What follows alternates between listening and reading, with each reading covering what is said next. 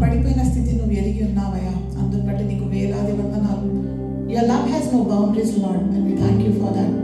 ప్రభా, శ్రమలో నాకు సహాయమైన దేవా, ఇదిగో ప్రభా, నాకు బుద్ధి చెప్పి ఆలోచన చెప్పి నన్ను నడిపిస్తున్న దేవా, నీకు వందనాలు తండ్రి. నాయన, ఈనాడు నేను తీర్మానించగోరుచున్నాను ప్రభా, నా జీవితం ఏ పాటిదయ్యా, నీ కృపయే కదా ప్రభా నేను ఏమై ఉన్నాను.